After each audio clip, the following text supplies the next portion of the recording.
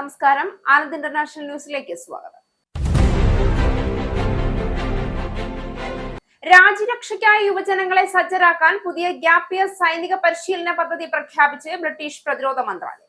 പദ്ധതി രൂപകൽപ്പന ചെയ്യുന്നത് 25 വയസ്സിൽ താഴെയുള്ള യുവാക്കൾക്ക് 13 ആഴ്ചത്തെ അടിസ്ഥാന സൈനിക പരിശീലനത്തിന് ശേഷം സൈന്യത്തിന്റെ ഭാഗമാക്കും. പുതിയ പദ്ധതി റഷ്യയിൽ നിന്നുള്ള സൈനിക ഭീഷണികൾ വർദ്ധിക്കുന്ന സാഹചര്യത്തിൽ റിഫോം UK നേതാവ് നൈജൽ ഫറാജിനെ ക്ലീൻ ചിറ്റ്. ഫറാജിനെതിരായ തിരഞ്ഞെടുപ്പ് പ്രചരണ ചെലവുകളുമായി ബന്ധപ്പെട്ട കേസിൽ കഴമ്പില്ല. നിയമലംഘനത്തിന് വിശ്വസനീയമായ തെളിവുകളില്ല എന്ന് ഇലക്ട്രൽ കമ്മീഷൻ. അന്വേഷണം അവസാനിപ്പിച്ചതായി പ്രഖ്യാപനം. പരാതി രാഷ്ട്രീയ പ്രേരിതമാണെന്ന് ഫറാജിന്റെ ഇലക്ഷൻ ഏജന്റ് പീറ്റർ ഹാരിസ്. അനധികൃത കുടിയേറ്റക്കാരെയും വിദേശ ക്രിമിനലുകൾക്കെതിരെയുമുള്ള നടപടികൾ കടുപ്പിച്ച് ബ്രിട്ടൻ. സഹകരിക്കാത്ത രാജ്യങ്ങൾക്ക് വിസ വിലക്ക് ഏർപ്പെടുത്തി ഹോം സെക്രട്ടറി ഷബാന മഹ്മൂദ്. വിദേശ രാജ്യങ്ങളെ സമ്മർദ്ദത്തിലാക്കുന്ന നടപടിയെന്ന് വിമർശനം. നടപടിക്കിരയായ ആദ്യ രാജ്യം democratic republic of Congo. Indian പൗരന് 66,800 പൗണ്ട് നഷ്ടപരിഹാരം നൽകാൻ ഉത്തരവിട്ട് UK തൊഴിൽ ട്രൈബ്യൂണൽ. നഷ്ടപരിഹാരം ലഭിച്ചത് തമിഴ്നാട് സ്വദേശിയായ മതേഷ് രവിചന്ദ്രൻ. എല്ലാ ജീവനക്കാരും തൊഴിലിടങ്ങളിലെ വിവേചനം സംബന്ധിച്ച് പരിശീലനത്തിന് വിധേയരാകണമെന്ന് ട്രൈബ്യൂണൽ. ഇന്ത്യൻ പൗരൻ വംശീയാധിക്ഷേപങ്ങൾ വരെ നേരിട്ടതായി കണ്ടെത്തൽ. റഷ്യ യുക്രൈൻ യുദ്ധം അവസാനിപ്പിക്കുന്നതുമായി ബന്ധപ്പെട്ട ചർച്ചയിൽ പുരോഗതിയുണ്ട് എന്ന് ട്രംപും സെലൻസ്കിയും. 20 ദിന സമാധാന പദ്ധതിയുടെ 90% ധാരണയായെന്ന് സെലൻസ്കി. പ്രധാന തർക്ക വിഷയങ്ങളിൽ കാര്യമായ മാറ്റങ്ങൾ വരുത്താൻ സാധിച്ചിട്ടില്ല എന്ന് വിലയിരുത്തൽ. ഡോൺബാസിന്റെ കാര്യത്തിൽ വ്യത്യസ്ത നിലപാടുകളുമായി യുക്രൈനും റഷ്യയും. അമേരിക്കയിൽ നിന്ന് കാനഡയിലേക്ക് കടക്കാൻ ശ്രമിക്കുന്ന കുടിയേറ്റക്കാരുടെ എണ്ണത്തിൽ വൻ കുറവ്. അഭയാർത്ഥികൾക്ക് രാജ്യത്ത് തുടരാൻ കഴിയാത്തത് കാനഡ കുടിയേറ്റ നിയമങ്ങൾ കർശനമാക്കിയതോടെ അതിർത്തി കടക്കുന്ന ഭൂരിഭാഗം പേരെയും US കസ്റ്റഡിയിലേക്ക് തിരിച്ചയച്ചു.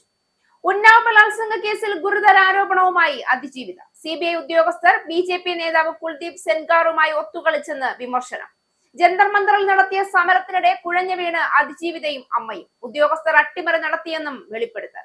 ആന്ധ്രാപ്രദേശിൽ ട്രെയിനിൽ തീപിടുത്തം. തീപിടിച്ചത് കേരളത്തിലേക്കുള്ള ടാറ്റ നഗർ എറണാകുളം എക്സ്പ്രസിൽ. അപകടത്തിൽ വിജയവാഡ സ്വദേശിയായ ചന്ദ്രശേഖർ സുന്ദർ മരണപ്പെട്ടു. 158 യാത്രക്കാരെ രക്ഷപ്പെടുത്തി. യാത്രക്കാരെ ഒഴിപ്പിക്കാനായത് ലോക്കോ പൈലറ്റിന്റെ സമയോചിതമായ ഇടപെടലിൽ. ഓഫീസ് കെട്ടിട വിവാദത്തിൽ രാഷ്ട്രീയ പോര് കനക്കുന്നു. VK പ്രശാന്ത് MLA-ക്കെതിരെ അതിരൂക്ഷ വിമർശനം. MLA-ക്കെതിരെ K മുരളീധരനും KS ശബരിനാഥനും രംഗത്ത്. VK പ്രശാന്തിന്റെ വാടക കരാർ പരിശോധിക്കുമെന്ന് മേയർ VV രാജേഷ്. വാർത്തകൾ വിശദമായി.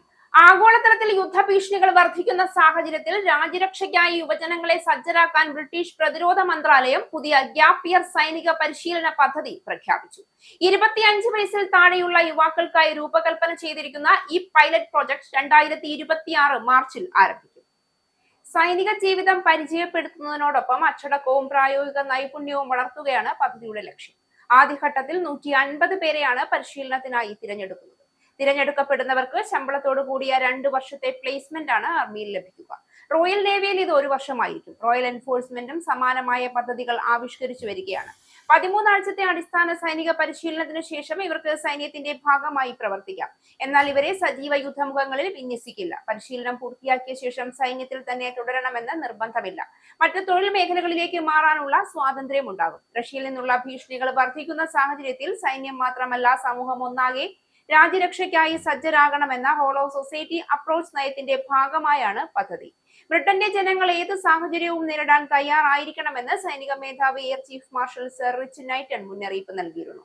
ഓസ്ട്രേലിയയിൽ വിജയകരമായി നടപ്പിലാക്കുന്ന ഗ്യാപ് ഇയർ പദ്ധതിയുടെ മാതൃകയിലാണ് ബ്രിട്ടനും ഇത് നടപ്പിലാക്കുക. ഭാവിയിൽ പ്രതിവർഷം 1000-ലധികം യുവാക്കളെ പദ്ധതിയിലേക്ക് ഉൾപ്പെടുത്താനാണ് സർക്കാർ ലക്ഷ്യമിടുന്നത്. സ്ത്രീകൾക്കും ന്യൂനപക്ഷ വിഭാഗങ്ങളിൽ നിന്നുള്ളവർക്കും സൈന്യത്തോടുള്ള താല്പര്യം വർദ്ധിപ്പിക്കുമെന്ന് പ്രതിരോധ സെക്രട്ടറി ജോൺ ഹീലി വ്യക്തമാക്കി. റിഫോം UK നേതാവ് നൈജൽ ഫറാഷിനെതിരായ തിരഞ്ഞെടുപ്പ് പ്രചരണ ചെലവുകളുമായി ബന്ധപ്പെട്ട കേസിൽ കഴമ്പില്ല എന്ന് കണ്ടെത്തി. നിയമലംഘനത്തിന് വിശ്വസനീയമായ തെളിവുകളില്ല എന്ന് വ്യക്തമാക്കിയ ഇലക്ട്രൽ കമ്മീഷൻ അന്വേഷണം അവസാനിപ്പിച്ചതായി പ്രഖ്യാപിച്ചു. ക്ലാക്ടൺ മണ്ഡലത്തിൽ നിന്നുള്ള MP-യായ ഫറാഷ് പ്രചരണത്തിന് നിശ്ചയിച്ചിട്ടുള്ള 20,660 പൗണ്ടിൽ കൂടുതൽ ചെലവഴിച്ചു എന്നായിരുന്നു പ്രധാന ആരോപണം. ഫറാജിന്റെ പ്രചരണ ടീമിലെ മുൻ അംഗമായിരുന്ന റിച്ചർഡ് എവററ്റ് ആണ് പരാതി ഉന്നയിച്ചത്. ലഘുലേഖകൾ, ബാനറുകൾ, ഓഫീസ് നവീകരണം എന്നിവയ്ക്കായി ചെലവഴിച്ച തുക കൃത്യമായി വെളിപ്പെടുത്തിയില്ല എന്നായിരുന്നു ആരോപണം. എന്നാൽ അന്വേഷണത്തിൽ ആരോപണങ്ങളെ സാധൂകരിക്കുന്ന തെളിവുകൾ കണ്ടെത്താനായില്ല എന്ന് കമ്മീഷൻ വ്യക്തമാക്കി. അതിനാൽ കൂടുതൽ നടപടികളിലേക്ക് കടക്കേണ്ടതില്ല എന്നാണ് തീരുമാനം. പരാതി രാഷ്ട്രീയ പ്രേരിതമാണെന്ന് ഫിറാറ്റിന്റെ ഇലക്ഷൻ ഏജന്റ് പീറ്റർ ഹാരിസ് പ്രതികരിച്ചു. ഇതേ പരാതിയിൽ അന്വേഷണം നടത്താൻ കഴിയില്ല എന്ന് നേരത്തെ എസെക്സ് പോലീസ് വ്യക്തമാക്കിയിരുന്നു. തിരഞ്ഞെടുപ്പ് കഴിഞ്ഞ് ഒരു വർഷത്തിനു ശേഷമുള്ള പരാതിയായതിനാൽ നിയമപരമായ അന്വേഷണം സാധ്യമല്ല എന്നായിരുന്നു പോലീസിന്റെ നിലപാട്. 2024 ജൂലൈയിൽ നടന്ന തെരഞ്ഞെടുപ്പിൽ 8,000-ലധികം വോട്ടുകളുടെ ഭൂരിപക്ഷത്തോടെ ഫറാഷ് ക്ലാക്ടണിൽ നിന്ന് വിജയിച്ചിരുന്നു. അനധികൃത കുടിയേറ്റക്കാർക്കും വിദേശ ക്രിമിനലുകൾക്കും എതിരെയുള്ള നടപടികൾ കടുപ്പിക്കുന്ന ബ്രിട്ടൻ സഹകരിക്കാത്ത രാജ്യങ്ങൾക്ക് വിസ വിലക്ക് പ്രഖ്യാപിച്ചു. ഹോം സെക്രട്ടറി ഷബാന മഹ്മൂദിന്റെ നേതൃത്വത്തിലാണ് ട്രംപിന്റെ മാതൃകയിൽ വിദേശ രാജ്യങ്ങളെ സമ്മർദ്ദത്തിലാക്കുന്ന നടപടി ആരംഭിച്ചത്. ഡെമോക്രാറ്റിക് റിപ്പബ്ലിക് ഓഫ് കോങ്കോയാണ് ബ്രിട്ടന്റെ ആദ്യ നടപടിക്കിരയായ ആദ്യ രാജ്യം. അനധികൃതമായി ബ്രിട്ടനിലെത്തിയ കുടിയേറ്റക്കാരെ തിരികെ സ്വീകരിക്കാത്ത പക്ഷം അവിടെ നിന്നുള്ള എല്ലാ വിസാപേക്ഷകരുടെയും പ്രോസസിംഗ് നിർത്തലാക്കുമെന്ന മുന്നറിയിപ്പും നടപടിയും ഷബാന മഹ്മൂദ് പ്രഖ്യാപിച്ചു. VIP-കൾക്കുള്ള വിസ മുൻഗണനയും ഫാസ്റ്റ് ട്രാക്ക് സംവിധാനവും ഉടൻ പ്രാബല്യത്തോടെ നിർത്തലാക്കിക്കൊണ്ടാണ് DRCക്ക് ശക്തമായ മുന്നറിയിപ്പ് നൽകിയത്.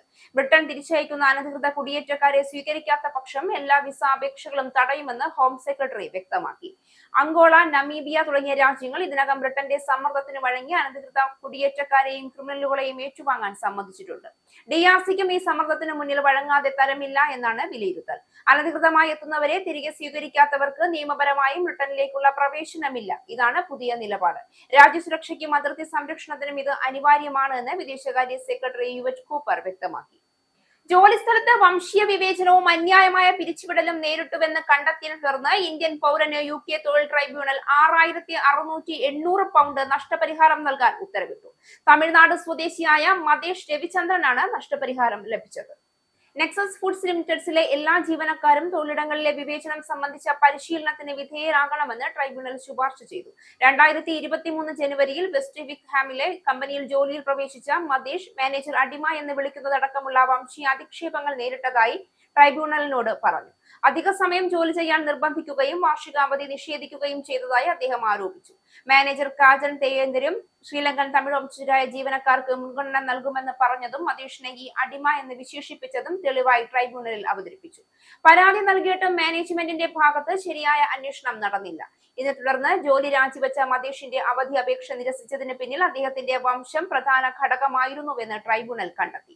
ജഡ്ജി പോൾ ആബട്ട് മതേഷ് വംശീയ വിവേചനത്തിനും അധിക്ഷേപത്തിനും ഇരയായെന്നും പിരിച്ചുവിടൽ അന്യായമായിരുന്നെന്നും വിധിച്ചു. മാനേജറുടെ വംശീയ മുൻവിധി മൂലം അധിക സമയം ജോലി ചെയ്യേണ്ടി വന്നുവെന്ന മതേഷിന്റെ വാദവും അംഗീകരിച്ച് 66,800 പൗണ്ട് നഷ്ടപരിഹാരം നൽകാൻ ട്രൈബ്യൂണൽ ഉത്തരവിട്ടു. ബ്രിട്ടനിലെ ജനങ്ങൾക്കിടയിൽ മദ്യപാനശീലം ഗണ്യമായി കുറഞ്ഞതായി പുതിയ പഠന റിപ്പോർട്ടുകൾ വ്യക്തമാക്കുന്നു. 35 വർഷത്തെ കണക്കുകൾ പരിശോധിക്കുമ്പോൾ രാജ്യത്ത് നിലവിൽ ഏറ്റവും കുറഞ്ഞ അളവിലാണ് മദ്യപാനം. ഗവേഷണ സ്ഥാപനമായ IWSR പ്രസിദ്ധീകരിച്ച കണക്കുകൾ പ്രകാരം കഴിഞ്ഞ വർഷം ഒരു ബ്രിട്ടീഷ് പൗരൻ ആഴ്ചയിൽ ശരാശരി 10.2 ഡ്രിങ്കുകൾ മാത്രമാണ് കഴിച്ചത്. 2 പതിറ്റാണ്ട് മുൻപ് ഇത് 14 ഡ്രിങ്കുകളായിരുന്നു. പ്രായമായവരുടെ എണ്ണം വർദ്ധിച്ചതും ആരോഗ്യ സംരക്ഷണത്തെ കുറിച്ചുള്ള പുതിയ തലമുറയുടെ അവബോധവും കൂടാതെ ഉയർന്നു വരുന്ന ജീവിത ചെലവ് മൂലവും പബ്ബുകളിലും റെസ്റ്റോറന്റുകളിലും പോകുന്നത് കുറയുന്നതുമാണ് ഈ മാറ്റത്തിന് പ്രധാന കാരണങ്ങളായി ചൂണ്ടിക്കാണിക്കപ്പെട്ടത്.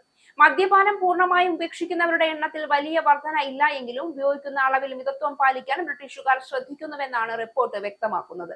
ക്രിസ്മസ്, ന്യൂ ഇയർ പോലുള്ള ആഘോഷങ്ങൾക്കിടയിലും മദ്യപാനം നിയന്ത്രിക്കാനാണ് ഭൂരിഭാഗം പേരും ശ്രമിക്കുന്നത്. ചാരിറ്റി സംഘടനയായ ഡ്രിങ്ക് അവെയർ നടത്തിയ സർവേ പ്രകാരം 73% ആളുകളും ആഘോഷങ്ങൾക്കിടയിൽ മദ്യപാനം മിതപ്പെടുത്താൻ ശ്രമിക്കുന്നതായി കണ്ടെത്തി. NHS നിർദ്ദേശിക്കുന്ന സുരക്ഷിതമായ അളവായ ആഴ്ചയിൽ 14 യൂണിറ്റിലും താഴെയായി മദ്യപാനം നിലനിർത്തണമെന്ന് ആരോഗ്യ വിദഗ്ധർ നിർദ്ദേശിക്കുന്നു. കുറഞ്ഞ അളവിൽ മദ്യം അടങ്ങിയതോ ഒട്ടും മദ്യമില്ലാത്തതോ ആയ രുചികരമായ പാനീയങ്ങൾ വിപണിയിൽ ലഭ്യമാകുന്നത് മദ്യപാനശീലം കുറയ്ക്കാൻ ആഗ്രഹിക്കുന്നവർക്ക് സഹായകരമാണെന്നും ഡ്രിങ്ക് അവെയർ ചൂണ്ടിക്കാണിക്കുന്നു. എന്നാൽ പൊതുവെ മദ്യപാനം കുറയുന്നുണ്ടെങ്കിലും ഇപ്പോഴും പലരും ആരോഗ്യ പരിധിക്ക് മുകളിലാണ് മദ്യപിക്കുന്നതെന്ന ആശങ്ക വിദഗ്ധർ പങ്കുവയ്ക്കുന്നു. 10 വലിയ ഗ്ലാസ് വൈൻ ഏകദേശം 30 യൂണിറ്റ് ആൽക്കഹോളിന് തുല്യമാണ്. ഇത് അനുവദനീയമായ പരിധിയേക്കാൾ വളരെ കൂടുതലാണ്. വരും വർഷങ്ങളിൽ കൂടുതൽ ബോധവൽക്കരണ പരിപാടികൾ സംഘടിപ്പിക്കാനാണ് ആരോഗ്യവകുപ്പിന്റെ തീരുമാനം. റഷ്യ യുക്രൈൻ യുദ്ധം അവസാനിപ്പിക്കുന്നതുമായി ബന്ധപ്പെട്ട ചർച്ചയിൽ നല്ല പുരോഗതിയുണ്ട് എന്ന് US പ്രസിഡന്റ് ഡൊണാൾഡ് ട്രംപും യുക്രൈൻ പ്രസിഡന്റ് വ്ളാഡിമിർ സെലൻസ്കിയും പറയുമ്പോഴും സമാധാന പ്രക്രിയയിലെ പ്രധാന തർക്ക വിഷയങ്ങളിൽ കാര്യമായ മാറ്റങ്ങൾ വരുത്താൻ കൂടിക്കാഴ്ചയിൽ സാധിച്ചിട്ടില്ല എന്ന് വിലയിരുത്തൽ. ഏതാനും സങ്കീർണമായ വിഷയങ്ങളുണ്ടെന്നും വളരെ കഠിനമായവയാണെന്നും കൂടിക്കാഴ്ചയ്ക്ക് ശേഷം നടത്തിയ സംയുക്ത വാർത്താ സമ്മേളനത്തിൽ ട്രംപ് തന്നെ വ്യക്തമാക്കുകയും ചെയ്തു.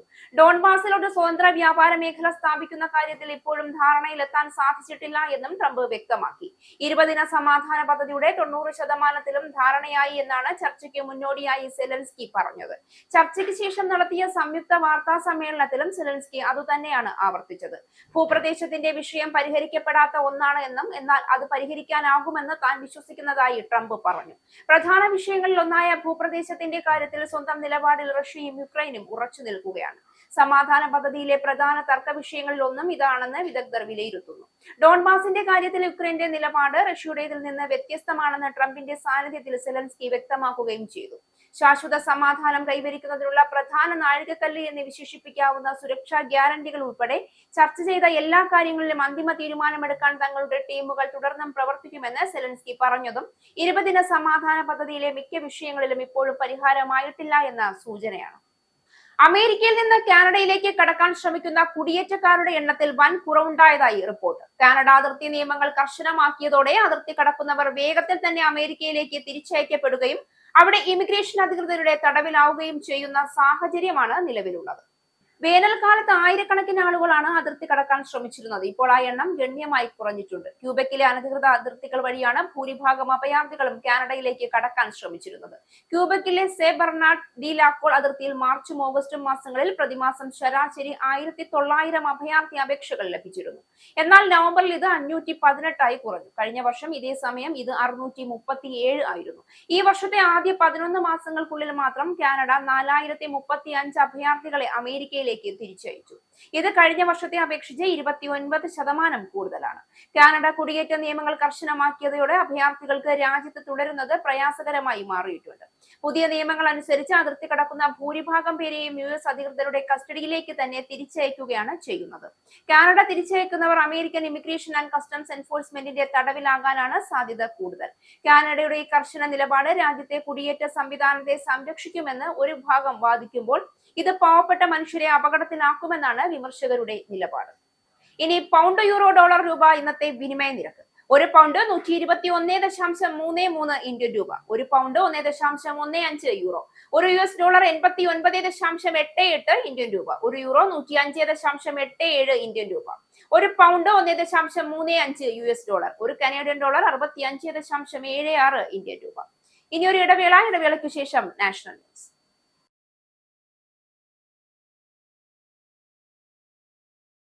നമസ്കാരം, നാഷണൽ ന്യൂസിലേക്ക് സ്വാഗതം. ഉന്നാവ് ബലാത്സംഗ കേസിൽ CBI ഉദ്യോഗസ്ഥർ BJP നേതാവ് കുൽദീപ് സെൻഗാറുമായി ഒത്തുകളിച്ചെന്ന ആരോപണവുമായി അതിജീവിത. ഹൈക്കോടതിയിൽ സെൻഗാറിന് അനുകൂല തീരുമാനത്തിനായി ഒത്തുകളിച്ച ഉദ്യോഗസ്ഥർക്കെതിരെ നടപടി ആവശ്യപ്പെട്ട് അതിജീവിത CBIക്ക് പരാതി നൽകി. നീതി ആവശ്യപ്പെട്ട് ജന്തർ മന്ദറിൽ നടത്തിയ സമരത്തിനിടെ അതിജീവിതയും അമ്മയും കുഴഞ്ഞു വീണു. വിചാരണ കോടതി വിധിച്ച ശിക്ഷ ഹൈക്കോടതി മരവിപ്പിച്ചതിൽ ഉദ്യോഗസ്ഥർ അട്ടിമറി നടത്തിയെന്നാണ് അതിജീവിത വെളിപ്പെടുത്തിയിരുന്നത്. ഇക്കാര്യം ചൂണ്ടിക്കാട്ടിയാണ് CBIക്ക് നിലവിൽ പരാതി നൽകിയത്. 6 പേജുള്ള പരാതിയാണ് അതിജീവിത CBIക്ക് കൈമാറിയത്. അന്വേഷണം നടത്തുമ്പോൾ തന്നെ അട്ടിമറിക്ക് ശ്രമിച്ചുവെന്നും അന്വേഷണത്തിലും കോടതി നടപടികളിലും ഉദ്യോഗസ്ഥർ മനഃപൂർവ്വം വീഴ്ച വരുത്തിയെന്നും അതിജീവിത ആരോപിക്കുന്നു. ഹൈക്കോടതിയെ കാര്യങ്ങൾ ധരിപ്പിക്കുന്നതിൽ CBI അഭിഭാഷകർ പരാജയപ്പെട്ടു. സെൻഗാറിനെ സഹായിക്കുന്ന രീതിയിൽ നിലപാട് എടുത്തുവെന്നും അവർ പറയുന്നു. തന്റെ മൊഴിയിലും കൃത്രിമത്വം കാട്ടിയെന്നും അതിജീവിത പരാതിയിൽ ആരോപിക്കുന്നുണ്ട്. ഇതിനിടെ ഹൈക്കോടതി നടപടിയിൽ വ്യാപകമായ വിമർശനം ഉയർന്നതോടെയാണ് CBI നൽകിയ അപ്പീൽ അടിയന്തരമായി പരിഗണിക്കാൻ സുപ്രീം കോടതി തീരുമാനിച്ചത്. ചീഫ് ജസ്റ്റിസ് സൂര്യകാന്ത് അധ്യക്ഷനായ 3-അംഗ ബെഞ്ചാണ് ഹർജി പരിഗണിക്കുന്നത്. സെൻഗാറിന് ജാമ്യം നൽകിയത് ചോദ്യം ചെയ്തുള്ള പൊതുതാൽപര്യ ഹർജിയും നാളെ പരിഗണിക്കുന്നുണ്ട്. ആന്ധ്രാപ്രദേശിൽ ട്രെയിനിൽ തീപിടുത്തം. കേരളത്തിലേക്കുള്ള ടാറ്റ നഗർ എറണാകുളം എക്സ്പ്രസിലാണ് തീപിടിച്ചത്. അപകടത്തിൽ വിജയവാഡ സ്വദേശിയായ 70-കാരനായ ചന്ദ്രശേഖർ സുന്ദർ മരിച്ചതായി വിവരം. കോച്ചുകളിൽ ഉണ്ടായിരുന്ന 158 യാത്രക്കാരെ രക്ഷപ്പെടുത്തി. അനകപ്പള്ളി ജില്ലയിലെ എലമഞ്ചിലി റെയിൽവേ സ്റ്റേഷന് സമീപത്ത് വെച്ച് ഇന്ന് പുലർച്ചെ 1:30 തീപിടിച്ചത്. പാൻഡ്രെ കാറിനോട് ചേർന്നുള്ള B1, M2 AC കോച്ചുകളിൽ തീ പടർന്നു. ലോക്കോ പൈലറ്റിന്റെ സമയോചിതമായ ഇടപെടലിൽ യാത്രക്കാരെ ഒഴിക്കാനായി. 2 AC കോച്ചുകൾ പൂർണ്ണമായും കത്തി നശിച്ചു. അനകപ്പള്ളി, ഇളമഞ്ചിലി, നക്കപ്പള്ളി എന്നിവിടങ്ങളിൽ നിന്നുള്ള അഗ്നിശമന സേനാംഗങ്ങൾ സ്ഥലത്തെത്തി മണിക്കൂറുകളോളം പരിശ്രമിച്ചാണ് തീ നിയന്ത്രണ വിധേയമാക്കിയത്. ഡൽഹിയിൽ വായു മലിനീകരണം വീണ്ടും അതീവ ഗുരുതരാവസ്ഥയിലേക്ക്. തിങ്കളാഴ്ച രാവിലെ രേഖപ്പെടുത്തിയ വായു നിലവാര സൂചിക 400-ന് മുകളിലെത്തി. പലയിടത്തും AQI 450-ന് മുകളിലാണ്. ഡൽഹിയിലും പരിസര പ്രദേശങ്ങളിലും കാലാവസ്ഥാ നിരീക്ഷണ കേന്ദ്രം ഓറഞ്ച് അലർട്ട് പ്രഖ്യാപിച്ചു. വായു നിലവാരം ശരാശരി AQI 403 ഉയർന്നപ്പോൾ ആനന്ദ് വിഹാറിൽ ഇത് 459 വരെ എത്തി. ITO, ചാന്ദിനി ചൌക്ക് എന്നിവിടങ്ങളിലും വായു നിലവാരം അപകടകരമായ നിലയിലാണ്. ശക്തിയായ മൂടൽമഞ്ഞ് മൂലം കാഴ്ചാപരിധി 0-നടുത്തേക്ക് താഴ്ന്നു. ഇന്ദിരാഗാന്ധി അന്താരാഷ്ട്ര വിമാനത്താവളത്തിൽ വിമാന സർവീസുകൾ റദ്ദാക്കി. 120-ലധികം വിമാന സർവീസുകളാണ് റദ്ദാക്കിയത്. നിരവധി വിമാനങ്ങൾ വൈകി. ഉത്തരേന്ത്യയിലെ 5 സംസ്ഥാനങ്ങളിൽ ഓറഞ്ച് അലർട്ട് പ്രഖ്യാപിച്ചു. കടുത്ത തണുപ്പും മലിനീകരണവും പരിഗണിച്ച് നോയിഡയിലെ സ്കൂളുകൾക്ക് ജനുവരി 1 വരെ അവധി പ്രഖ്യാപിച്ചു. വായു നിലവാരം 400 കടന്നത് ശ്വാസകോശ സംബന്ധമായ അസുഖമുള്ളവർക്കും കുട്ടികൾക്കും മുതിർന്ന പൗരന്മാർക്കും കടുത്ത ആരോഗ്യ പ്രശ്നങ്ങൾ സൃഷ്ടിക്കുമെന്ന് വിദഗ്ധർ മുന്നറിയിപ്പ് നൽകി. രാജ്യത്താകെ ലക്ഷക്കണക്കിന് വിമാനയാത്രക്കാരെ കടുത്ത ദുരിതത്തിലാക്കിയ ഇൻഡിഗോയ്ക്കെതിരെ ഒടുവിൽ നടപടിക്ക് കളമൊരുക്കും. കേന്ദ്ര വ്യോമയാന മന്ത്രി റാം മോഹൻ നായിഡു പ്രഖ്യാപിച്ച പ്രത്യേക അന്വേഷണ സംഘം സമർപ്പിച്ച റിപ്പോർട്ടിൽ ഇൻഡിഗോയ്ക്കെതിരെ ഗുരുതര കണ്ടെത്തലുകൾ ഉണ്ട് എന്നാണ് സൂചന. കേന്ദ്ര സർക്കാർ ഇൻഡിഗോ വിമാന കമ്പനിയുടെ 10% സർവീസുകൾ വെട്ടിക്കുറച്ചു. വ്യോമയാന മന്ത്രാലയത്തിന്റെ നിർദ്ദേശപ്രകാരമാണ് നടപടി. ഡിസംബർ ആദ്യമുള്ള 2008 സർവീസുകൾ 1879 സർവീസുകളായി ചുരുക്കി. ബാംഗ്ലൂരിൽ നിന്നാണ് ഏറ്റവും അധികം സർവീസുകൾ കുറച്ചത്. നിലവിൽ ദൈർഘ്യം കുറഞ്ഞ 52 സർവീസുകളാണ് വെട്ടിക്കുറച്ചിരിക്കുന്നത്. അന്വേഷണ റിപ്പോർട്ടിന്മേലുള്ള തുടർ നടപടികളും വൈകില്ല എന്നാണ് വ്യോമയാന മന്ത്രാലയം അറിയിച്ചിരിക്കുന്നത്. CEO അടക്കമുള്ള ഉദ്യോഗസ്ഥർക്കെതിരെ നടപടിക്കും കനത്ത പിഴ ചുമത്താനും നിർദ്ദേശിച്ചുള്ള റിപ്പോർട്ടാണ് DGCA സമർപ്പിച്ചത് എന്നാണ് വിവരം. ഓഫീസ് കെട്ടിട വിവാദത്തിൽ VK പ്രശാന്ത് MLA-ക്കെതിരെ കോൺഗ്രസ് നേതാവ് K മുരളീധരൻ. MLA ഹോസ്റ്റലിലെ മുറി MLA-യുടെ ആവശ്യത്തിന് മാത്രമേ ഉപയോഗിക്കാവൂ എന്ന് മുരളീധരൻ കൂട്ടിച്ചേർത്തു. MLA ഹോസ്റ്റലിലെ മുറി മറ്റാവശ്യത്തിന് ആരെങ്കിലും ഉപയോഗിച്ചാൽ സ്പീക്കറാണ് തീരുമാനമെടുക്കേണ്ടതെന്നും K മുരളീധരൻ മാധ്യമങ്ങളോട് പറഞ്ഞു. MLA ഹോസ്റ്റലിലെ മുറി എന്ത് ചെയ്യുന്നുവെന്ന് പരിശോധിക്കേണ്ടതാണ്. ഹോസ്റ്റലിൽ മുറി ഉണ്ടെങ്കിൽ ശാസ്തമംഗലത്ത് ഇങ്ങനെ ഒരു ഓഫീസിന്റെ ആവശ്യമില്ല. നമ്മുടെ ഓഫീസ് നമ്മൾ തന്നെ ഉപയോഗിച്ചാൽ വിവാദം ഉണ്ടാകില്ല. കൗൺസിലർമാർക്ക് ഇരിക്കാൻ ഒരു കൊച്ചുമുറിയെങ്കിലും വേണമെന്നും അദ്ദേഹം കൂട്ടിച്ചേർത്തു. ഓഫീസ് കെട്ടിട വിവാദത്തിൽ VK പ്രശാന്ത് MLA-ക്കെതിരെ Congress councillor KS Sabarinathan. MLA ഹോസ്റ്റലിൽ മുറിയുള്ള പ്രശാന്തിന് എന്തിനാണ് കോർപ്പറേഷൻ കെട്ടിടത്തിൽ ഓഫീസ് എന്ന് വിമർശനം. VK പ്രശാന്ത് ശാസ്തമംഗലത്തെ ഓഫീസ് ഒഴിയണമെന്നും KS ശബരിനാഥന്റെ ഫേസ്ബുക്ക് പോസ്റ്റ്. താൻ MLA ആയിരുന്നപ്പോൾ മാസവാടക കൊടുത്ത് ആര്യനാട് കെട്ടിടത്തിലാണ് താമസിച്ചത്. MLA ഹോസ്റ്റലിലെ നില ബ്ലോക്കിൽ VK പ്രശാന്തിന് 31, 32 നമ്പറിൽ 2 ഓഫീസ് മുറികൾ അനുവദിച്ചിട്ടുണ്ട്. നിയമസഭയുടെ MLA ഹോസ്റ്റലിൽ VK പ്രശാന്ത് പ്രതിനിധാനം ചെയ്യുന്ന വട്ടിയൂർക്കാവ് മണ്ഡലത്തിലാണ്. കേരളത്തിലെ ഭൂരിഭാഗം MLA-മാരുടെയും ഓഫീസ് സ്വന്തം മണ്ഡലത്തിലെ വാടക കെട്ടിടത്തിലാണെന്നും ശബരിനാഥൻ ഫേസ്ബുക്ക് കുറിപ്പിൽ പറയുന്നു. എല്ലാ കൗൺസിലർമാർക്കും പ്രവർത്തിക്കാനുള്ള അടിസ്ഥാന സൗകര്യം നഗരസഭ ഒരുക്കണമെന്നും ശബരിനാഥൻ കൂട്ടിച്ചേർത്തു. ഓഫീസ് കെട്ടിട വിവാദത്തിൽ പ്രതികരണവുമായി Thiruvananthapuram mayor VV Rajesh. VK പ്രശാന്തിന്റെ വാടക കരാർ പരിശോധിക്കണമെന്നും എത്ര സമയം കാലാവധിയുണ്ട് എന്ന കാര്യം പരിശോധിക്കുമെന്നും VV Rajesh. VK Prashant office ഒഴിയണോ എന്നുള്ള കാര്യം രേഖകൾ പരിശോധിച്ചതിനു ശേഷം പറയാമെന്ന് മേയർ. കൗൺസിൽ വിഷയം ചർച്ച ചെയ്യുമോ എന്നുള്ള കാര്യവും അതിനുശേഷം തീരുമാനിക്കുമെന്ന് മേയർ അറിയിച്ചു. MLA ഓഫീസ് ഒഴിക്കണമെന്ന് കോർപ്പറേഷന്റെ ഭാഗത്തു നിന്ന് ആരെങ്കിലും പറഞ്ഞിട്ടുണ്ടോ എന്ന് മേയർ ചോദിച്ചു. കാലഹരണപ്പെട്ട കരാറുകൾ പരിശോധിക്കും. കൗൺസിലർമാർക്ക് ഇരിക്കാൻ സൗകര്യമുള്ള ഓഫീസ് വേണം. വാണിജ്യ കോംപ്ലക്സുകൾക്ക് കൃത്യമായ വാടക ലഭിക്കണമെന്ന് മേയർ പറഞ്ഞു. ജനപ്രതിനിധികൾ പ്രവർത്തിക്കുന്ന സ്ഥലത്ത് നിയമപരമായ എന്തൊക്കെ ഇളവുകൾ ചെയ്യാനാകുമെന്നുള്ളത് പരിഗണിക്കുമെന്ന് മേയർ പറഞ്ഞു. അതിൽ VK പ്രശാന്ത് ഉൾപ്പെടുമോ എന്ന ചോദ്യത്തിന് മറുപടിയില്ല. തിരുവനന്തപുരം കോർപ്പറേഷനിലെ രേഖകൾ പരിശോധിക്കും. വാടകയ്ക്ക് പ്രവർത്തിക്കാൻ ആവശ്യമായ രേഖകൾ ഇല്ല എങ്കിൽ നോട്ടീസ് അയക്കും. വാടകയ്ക്ക് നൽകിയ തീരുമാനം റദ്ദാക്കാൻ കൗൺസിലിന് അധികാരമുണ്ട്. അനധികൃത സ്വത്ത് സമ്പാദന കേസിൽ മുൻ MLA PV അൻവറിനെ എൻഫോഴ്സ്മെന്റ് ഡയറക്ടറേറ്റ് നോട്ടീസ് അയച്ചു. ബുധനാഴ്ച ചോദ്യം ചെയ്യലിന് കൊച്ചി ഓഫീസിൽ ഹാജരാകാനാണ് നിർദ്ദേശം. 2016 മുതൽ 2021 വരെ കാലയളവിൽ സ്വത്തിൽ 50 കോടി വർധനവുണ്ടായി എന്നാണ് EDയുടെ കണ്ടെത്തൽ. വിജിലൻസ് എടുത്ത കേസിന്റെ തുടർച്ചയായാണ് ED കേസെടുത്തത്. ഫിനാൻഷ്യൽ കോർപ്പറേഷൻ വായ്പാ തട്ടിപ്പിലാണ് ED അന്വേഷണം. ഒരേ വസ്തു വെച്ച് ഫിനാൻഷ്യൽ കോർപ്പറേഷനിൽ നിന്നും വ്യത്യസ്ത വായ്പകൾ വാങ്ങി എന്നാണ് കണ്ടെത്തൽ. നേരത്തെ അൻവറിന്റെ സ്ഥാപനങ്ങളിലടക്കം 6 ഇടത്ത് ED പരിശോധന നടത്തിയിരുന്നു. PV അൻവറിന് ദുരൂഹ ബിനാമി ഇടപാടുകൾ ഉണ്ട് എന്നാണ് എൻഫോഴ്സ്മെന്റ് ഡയറക്ടറേറ്റിന്റെ കണ്ടെത്തൽ. ശ്രീലങ്കൻ വനിതകൾക്കെതിരായ 4ാം 2020-ലും ഇന്ത്യക്ക് ആധികാരിക ജയം. തിരുവനന്തപുരം കാര്യവട്ടം സ്റ്റേഡിയത്തിൽ നടന്ന മത്സരത്തിൽ 30 റൺസിനാണ് ഇന്ത്യ വിജയിച്ചത്. ഇന്ത്യ ഉയർത്തിയ 222 റൺസ് വിജയലക്ഷ്യം മറികടക്കാൻ ഇറങ്ങിയ ശ്രീലങ്കൻ വനിതകൾക്ക് നിശ്ചിത 20 ഓവറിൽ 6 വിക്കറ്റ് നഷ്ടത്തിൽ 191 റൺസ് എടുക്കാനേ സാധിച്ചുള്ളൂ. 52 റൺസ് നേടിയ ക്യാപ്റ്റൻ ചമരി അത്തപ്പട്ടുവാണ് ശ്രീലങ്കയുടെ ടോപ്പ് സ്കോറർ. ഇന്ത്യക്ക് വേണ്ടി വൈഷ്ണവി ശർമ്മയും അരുന്ധതി റെഡ്ഡിയും 2 വിക്കറ്റുകൾ വീതം വീഴ്ത്തി. നേരത്തെ കാര്യവട്ടത്ത് ടോസ് നഷ്ടപ്പെട്ട് ആദ്യം ബാറ്റിംഗിന് ഇറങ്ങിയ ഇന്ത്യൻ വനിതകൾ നിശ്ചിത 20 ഓവറിൽ 2 വിക്കറ്റ് നഷ്ടപ്പെടുത്തി 221 റൺസ് അടിച്ചെടുത്തിരുന്നു. ഓപ്പണർമാരുടെ അർദ്ധ സെഞ്ചുറികളാണ് ഇന്ത്യയെ വമ്പൻ സ്കോറിലെത്തിച്ചത്. 48 പന്തിൽ 80 റൺസ് നേടിയ സ്മൃതി മന്ദാനയാണ് ഇന്ത്യയുടെ ടോപ്പ് സ്കോറർ. 222 റൺസ് എന്ന കൂറ്റൻ ലക്ഷ്യം പിന്തുടരാൻ ഇറങ്ങിയ ലങ്കൻ വനിതകൾക്ക് അതിവേഗം തുടങ്ങിയെങ്കിലും തുടക്കവുമായി മുന്നേറിയെങ്കിലും പിന്നീട് റൺസ് എടുക്കുന്നതിൽ വേഗത കുറഞ്ഞു. ക്യാപ്റ്റൻ ചമരി അത്തപ്പെട്ടു. 37 പന്തിൽ 3 വീതം 6ഉം 4ഉം സഹിതം 52 റൺസ് എടുത്ത് തിരിച്ചടിക്ക് നേതൃത്വം നൽകിയെങ്കിലും ലക്ഷ്യത്തിലെത്താനായില്ല. പ്രധാന വാർത്തകൾ ഒരിക്കൽ കൂടി. രാജ്യരക്ഷയ്ക്കായി യുവജനങ്ങളെ സജ്ജരാക്കാൻ പുതിയ ഗ്യാപ് ഇയർ സൈനിക പരിശീലന പദ്ധതി പ്രഖ്യാപിച്ച് ബ്രിട്ടീഷ് പ്രതിരോധ മന്ത്രാലയം. പദ്ധതി രൂപകൽപ്പന ചെയ്യുന്നത് 25 വയസ്സിൽ താഴെയുള്ള യുവാക്കൾക്ക്. 13 ആഴ്ചത്തെ അടിസ്ഥാന സൈനിക പരിശീലനത്തിന് ശേഷം സൈന്യത്തിന്റെ ഭാഗമാക്കും. പുതിയ പദ്ധതി റഷ്യയിൽ നിന്നുള്ള സൈനിക ഭീഷണികൾ വർദ്ധിക്കുന്ന സാഹചര്യത്തിൽ റിഫോം UK നേതാവ് നൈജൽ ഫറാജിനെ ക്ലീൻ ചിറ്റ്. ഫറാജിനെതിരായ തിരഞ്ഞെടുപ്പ് പ്രചരണ ചെലവുകളുമായി ബന്ധപ്പെട്ട കേസിൽ കഴമ്പില്ല.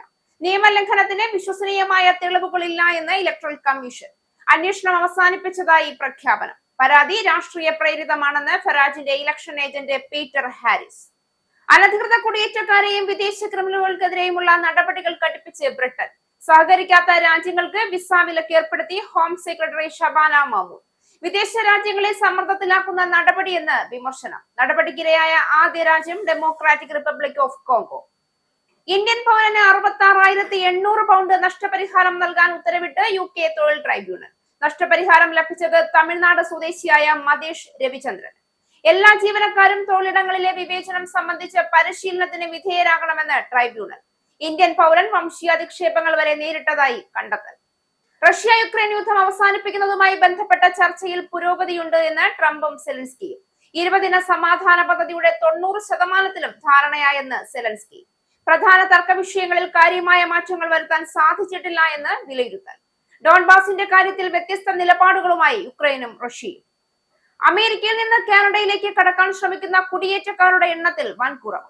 അഭയാർത്ഥികൾക്ക് രാജ്യത്ത് തുടരാൻ കഴിയാത്തത് കാനഡ കുടിയേറ്റ നിയമങ്ങൾ കർശനമാക്കിയതോടെ. അതിർത്തി കടക്കുന്ന ഭൂരിഭാഗം പേരെയും US കസ്റ്റഡിയിലേക്ക് തിരിച്ചയച്ചു. ഉന്നാവ് ബലാത്സംഗ കേസിൽ ഗുരുതര ആരോപണവുമായി അതിജീവിത. CBI ഉദ്യോഗസ്ഥർ BJP നേതാവ് കുൽദീപ് സെൻഗാറുമായി ഒത്തുകളിച്ചെന്ന് വിമർശനം. ജന്തർ മന്ദറിൽ നടത്തിയ സമരത്തിനിടെ കുഴഞ്ഞു വീണ് അതിജീവിതയും അമ്മയും. ഉദ്യോഗസ്ഥർ അട്ടിമറി നടത്തിയെന്നും വെളിപ്പെടുത്തൽ. ആന്ധ്രാപ്രദേശിൽ ട്രെയിനിൽ തീപിടുത്തം. തീപിടിച്ചത് കേരളത്തിലേക്കുള്ള ടാറ്റ നഗർ എറണാകുളം എക്സ്പ്രസിൽ. അപകടത്തിൽ വിജയവാഡ സ്വദേശിയായ ചന്ദ്രശേഖർ സുന്ദർ മരണപ്പെട്ടു. 158 യാത്രക്കാരെ രക്ഷപ്പെടുത്തി. യാത്രക്കാരെ ഒഴിപ്പിക്കാനായത് ലോക്കോ പൈലറ്റിന്റെ സമയോചിതമായ ഇടപെടലിൽ. ഓഫീസ് കെട്ടിട വിവാദത്തിൽ രാഷ്ട്രീയ പോര് കനക്കുന്നു. VK പ്രശാന്ത് MLA-ക്കെതിരെ അതിരൂക്ഷ വിമർശനം. MLA-ക്കെതിരെ K മുരളീധരനും KS ശബരിനാഥനും രംഗത്ത്. VK പ്രശാന്തിന്റെ വാടക കരാർ പരിശോധിക്കുമെന്ന് മേയർ VV രാജേഷ്. ഈ ന്യൂസ് ബുള്ളറ്റിൻ അവസാനിച്ചു. നന്ദി.